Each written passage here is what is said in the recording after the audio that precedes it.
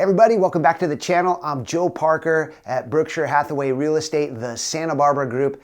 Been selling real estate here in Santa Barbara for 22 years, and I make videos all about my hometown to show you what it's like to live here, explain what our neighborhoods are like, show you what the homes are like, and a bunch of other stuff, including today's video, which is all about the reasons to avoid Santa Barbara. You know, maybe you're thinking about Santa Barbara, and after watching this video and seeing the list I've compiled of the reasons why many people would like to avoid Santa Barbara, maybe it will help you out and save you from going down that emotional road, spending all that effort into looking into Santa Barbara as your new home, only to find out that one of these deal killers existed, and had you known about it earlier, you would have gone in a different direction.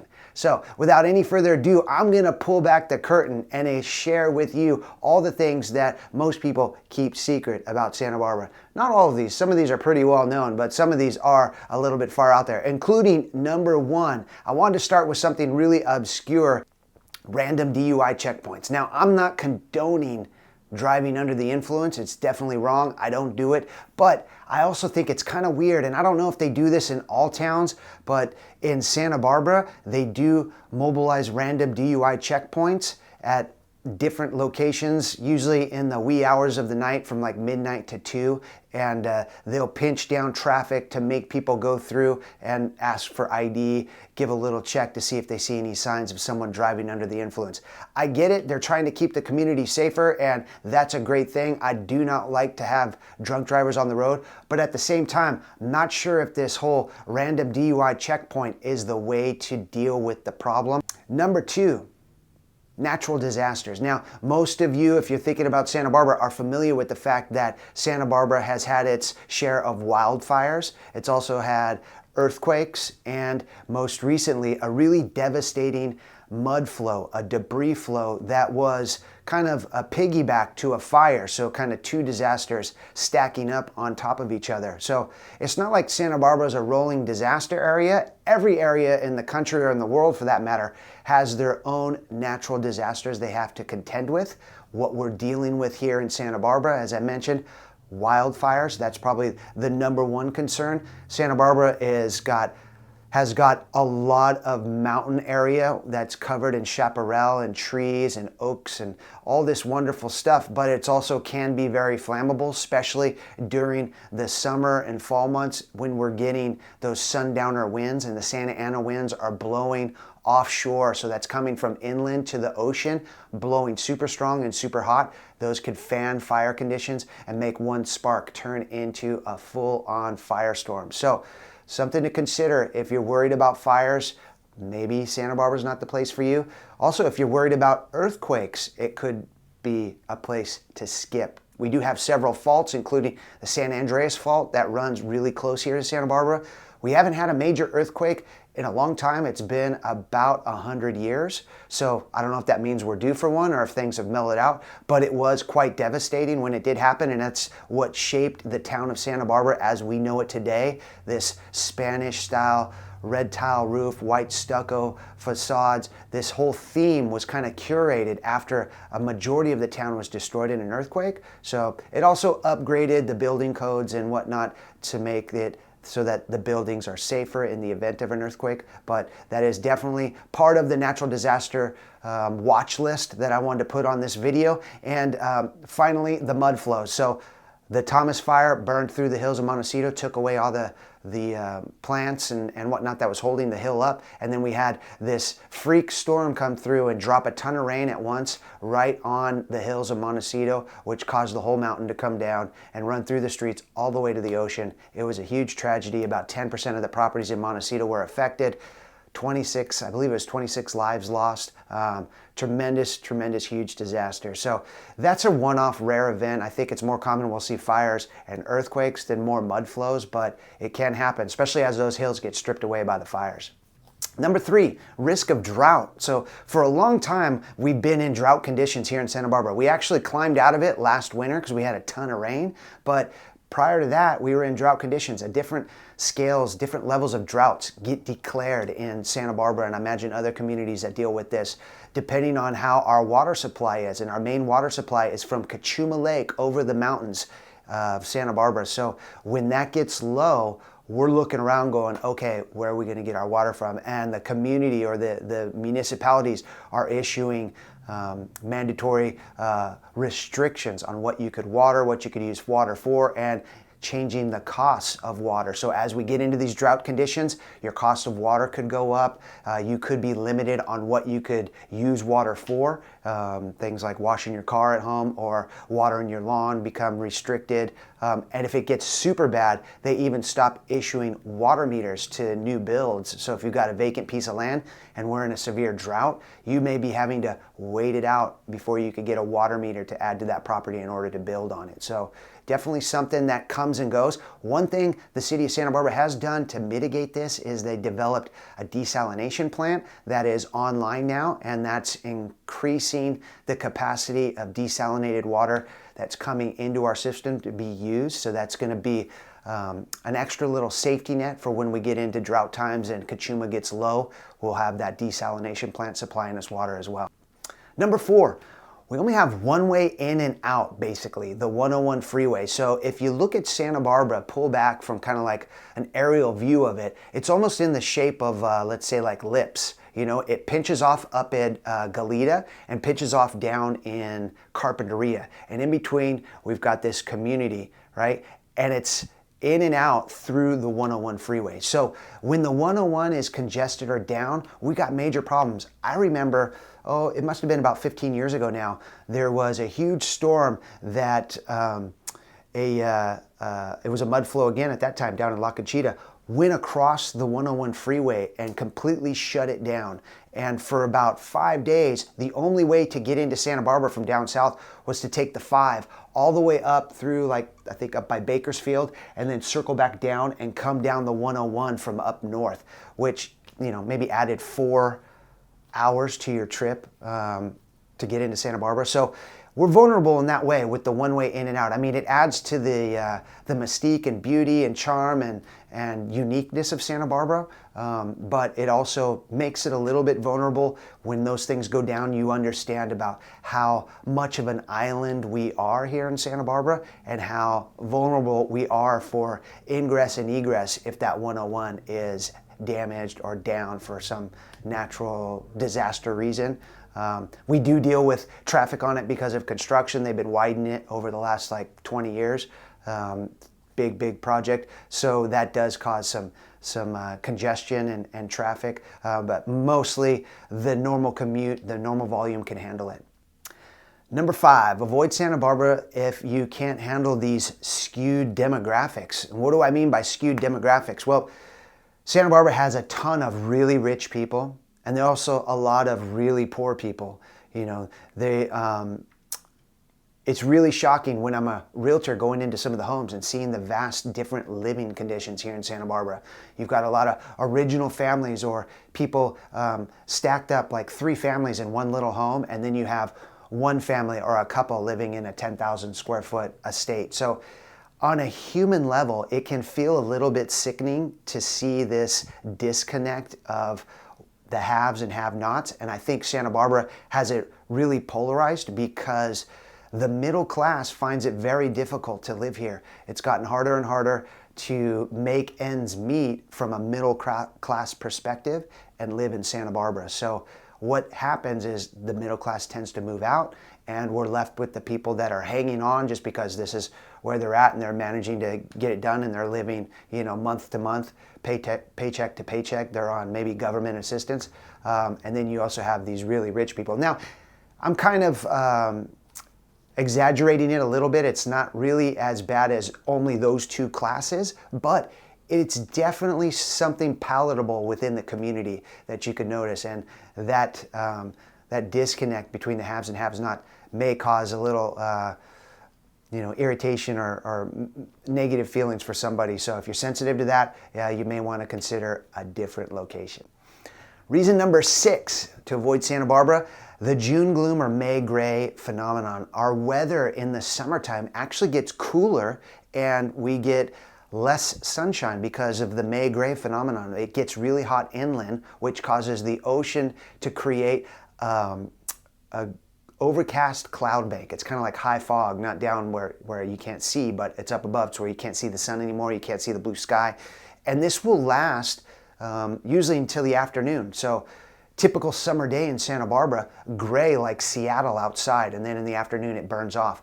But it doesn't burn off equally everywhere. There's microclimates in Santa Barbara, so the further into the foothills you live or you tend to be, that will be warmer and it will be sunnier quicker in these June gloom, May gray days. And if you're down by like the mesa near the ocean, that's where you're going to find that maybe it won't clear. You know, maybe all day it will be locked in, or it will just clear at the very end of the day towards sunset. So this can be a little frustrating for, let's say, like people who have a lot of time off in the summer and they want to get outdoors, but they really love sunshine and they get depressed with the gray weather, you know, so that's something to consider. It also can be difficult for people that have problems with the joints of their body, you know, arthritis, because that gray weather, that cooler weather tends to aggravate it. They tend to like the dry heat a little bit more. So it's an interesting phenomenon. It seems to have grown and changed a little bit. It used to be just June gloom, but now it's June gloom and May gray. And who knows, maybe they'll throw July in there if it continues to spread out as far as this phenomenon happening in certain months. Reason number 7. Santa Barbara actually has gangs, if you believe it or not. There's a west side and an east side, and each have the east side and the west side gangs. It's just mostly Hispanic youth that are trying to, from my perspective at least, trying to find belonging, connection, community, and this is a really easy way for them to have that if they're not having it at home, and so they gravitate towards these, and they just have this rivalry for some reason, the east side and the west side. And so the gang activity that you see in Santa Barbara tends to be them kind of flashing or doing their things, maybe having fights. It's not like they're fighting in the streets all the time, but if there's some kind of event like a fight downtown or something, or someone got stabbed, it's typically gang related. So it's not like Santa Barbara's immune to these things that happen in societies. Typically you think of like the big cities having gangs and whatnot, but actually Santa Barbara has at least 2 of them, the east side and the west side, and you know, it is what it is. Like I said, the general public typically doesn't need to feel like it's not safe because of this dynamic exists. It tends to be perpetrated against themselves as far as violence or any kind of illegal activities, but you know, it is what it is. Gangs are in Santa Barbara. Number 8, the homeless situation. So like most places in California, or at least on the coast, Santa Barbara does have a pretty significant homeless populations. Now with that said, if you've been to Los Angeles or San Francisco, any of these bigger cities, it is way worse, way worse. Like Santa Barbara is light compared to that. But with that said, there are visible homeless people around town.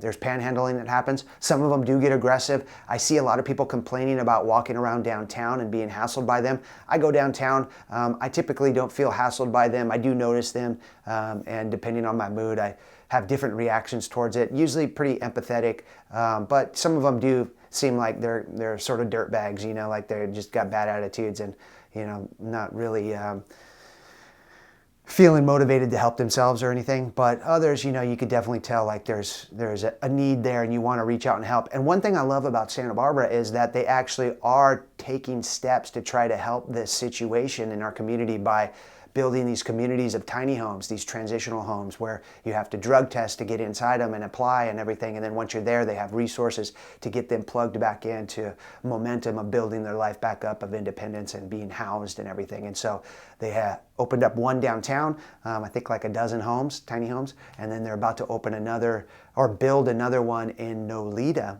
in between Santa Barbara and Goleta, with like 60 to 70 units in there. So hats off to Santa Barbara for trying to actually make practical moves in order to mitigate the homeless population. Number 9, we've got jobs that pay enough for housing to live here in Santa Barbara. We actually do not have a lot of them. So jobs is the big complaint. The career opportunities do exist here in Santa Barbara. There are plenty of big employers like UCSB. We have Cottage Health Systems, big time employer here in town. There's also different tech companies like out in Goleta. You've got Raytheon, you've got FLIR, They do the imaging. You also have like Decker's brand out there with the shoe brands, all the different Hokas and Ugg boots and whatnot. So there are some big companies in Santa Barbara with some good career opportunities, just not enough of them, right? And many of the positions still don't pay enough to afford Santa Barbara, right? They're living, the businesses are here as well, and they have the high cost of being here. And so, for whatever reason, they just can't, their wages may be in line with what the national average is for that position, but the national average housing cost is way out of line here. So this is what drives sort of that middle class flight from Santa Barbara, as I mentioned earlier in this video, where the demographic skew, it happens a lot because these jobs, it's a good job, it's a good paying job, but not enough to afford Santa Barbara. So that's a big problem that a lot of people run into, and a big problem for employers because they're trying to recruit people to work and do their business, to grow their business, and they can't. Or they do, and they get them right out of college and train them up, intern into actual workers, and then they move to another city or something because now they're ready to get housing and all that stuff, and they realize that they can't do it in Santa Barbara. So a lot of that frustration in the business community around trying to retain and find employees, and then a lot of frustration with the public not being able to find a job that could support a life in the community they want to live in. Number 10, nightlife closes early in Santa Barbara. There's very limited nightlife that goes really late. Downtown State Street, you do have some. It tends to be geared towards more of the college scene because Santa Barbara is a big college town. There's UCSB, Santa Barbara City College, there's Westmont, a few other private colleges and whatnot. So a lot of college kids in town, so the nightlife tends to be geared towards them. If you're used to that city life where you could go out and, restaurants are open late and it's kind of a happening thing going on, that tends to die off by about 9 p.m. in Santa Barbara. So beware that, I have noticed that nightlife has transitioned to day life on the weekend, afternoons in the funk zone, super fun and vibrant, people walking around and having a great time. So maybe it's just, people in Santa Barbara like to go to bed early, but most businesses, they don't want to stay open if they're not doing a lot of business. So most places shut down, and we have very limited late night dining. There's like almost none, like 2 or 3 restaurants that are up into midnight. But other than that, yeah, it's sleepy in Santa Barbara. So if you need that vibrant life, you might want to consider somewhere else. Reason number 11, the cost of housing and the supply of homes, especially right now. I mean, as I said earlier, I believe that the cost of housing in Santa Barbara is about 5.5 times the national average. So cost of living, super high when you factor in housing. Everything else is about on par. Maybe our gasoline is a little more expensive than most places, but groceries and a night out, all these things stack up about equal to other places I've been, but where I really find the difference is in that housing. So it's a limited amount of supply of it, so high competition for it, and it's super expensive for what you get. A lot of people are used to these really nice big places at these prices, at the Santa Barbara prices, and really once you start seeing these older funky homes for $1 million, you're like, really? Or renting something for $5,000 that's kind of funky as well. So these things are kind of normal because people are buying the community. They're sacrificing on their living arrangement, their home arrangement in order to be in this community. So it takes a special person to value that in order to sacrifice what is, your day-to-day living environment, to be in a community. So that's definitely probably the biggest one on this list that stops people from choosing Santa Barbara. All right, reason number 12. Strict building codes. All right, so check this out. Like Santa Barbara has one of the most frustrating processes to build a house. I talk to so many people, it always takes much longer to get through the approval process. They don't get what they want. They have to modify all the time. It's really expensive. These Board of Architectural Reviews asking for more and more revisions. Every revision costs more money with your team that's helping you design it, costs more time, which is more carrying costs, which again is more money. So it's just a really tricky, tough process. Now, the end result is a truly beautiful, remarkable, one of a kind community that's aesthetically just absolutely stunning and gorgeous, but the cost of that is the agony of pain of all these homeowners who have gone through the process of getting things approved, getting things built, remodels, all these things. Very, very difficult in Santa Barbara. So something to consider if you want to build something very custom. If you like doing it your way and you don't want to be told what to do, you may find it very difficult to navigate the building process here in Santa Barbara. All right, and number 13. I thought it's appropriate to have 13 in a video that was pretty much focusing on the negatives of Santa Barbara, you know, the reasons to avoid.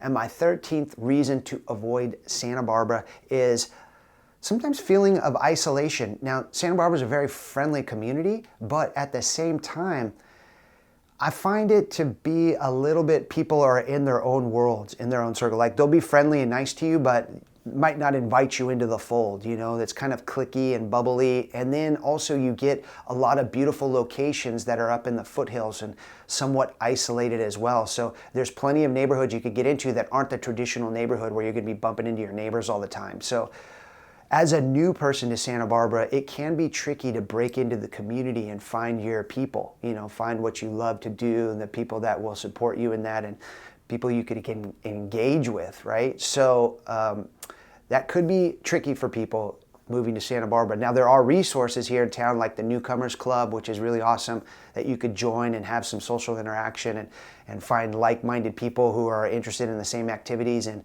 connect with them. And so that is a great way to kind of circumvent this whole notion of being isolated, being kind of cliquey, being a little bit standoffish to outsiders.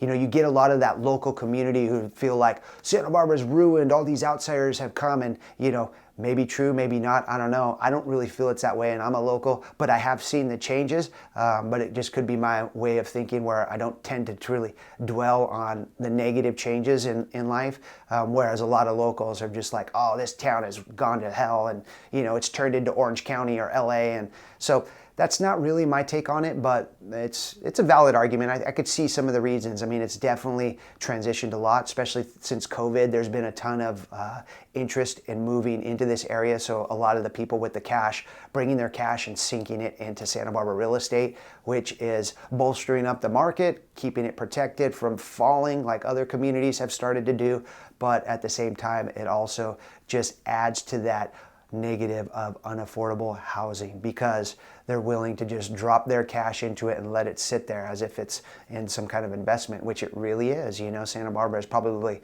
one of the safest real estate investments I see out there. It's always the last domino to fall when the housing market crashes and always the first domino to rise back up. So it is that unique nature of Santa Barbara being such a rare real estate asset that keeps it unaffordable, keeps the nature of the buyers that are coming into it at a certain financial level that you know, maybe makes them so they're not permanent residents in the community. And so maybe that's part of the reason isolation is also increasing potentially, is that we've got a lot more transient community members that are just here for part of the year.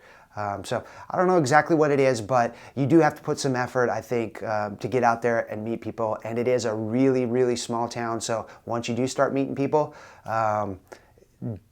don't be surprised if you can no longer be anonymous and just cruise through town. It's like you run into people you know everywhere and the town talks. So, you know, rumors spread, all this kind of things. You know how the small town is. So that's definitely a part of this town. So once you break into it, it could be also awesome, creating community, but then it also could be a little bit like, hey, everyone's in my business. So anyways, all right, so I hope this video has been helpful. These are my reasons to avoid Santa Barbara. I'm Joe Parker with the Santa Barbara Group, Berkshire Hathaway Real Estate. Feel free to reach out to me if you want to have a deeper discussion about your plans, your goals. I make these videos to connect with you so you can see what I'm all about, and if it resonates with you and you want to see if we're a good fit to work together, I invite you to reach out to me. You could comment on this video. You could send me a text message, give me a call. I'll also put a link in the description where you could sign up to get on our newsletter. We put out every other week a really great newsletter about Santa Barbara and the community and the Santa Barbara real estate scene, what's going on, the stats, the data, all that stuff. So if you want to stay in touch with that, please sign up for the newsletter. And if you like this video, give it a thumbs up, subscribe to my channel. I'm putting out videos all the time about Santa Barbara, what's going on, what are the homes like, and I want to be your resource for Santa Barbara real estate. So thanks for watching, everyone. Joe Parker with the Santa Barbara Group, Berkshire Hathaway Real Estate. Peace.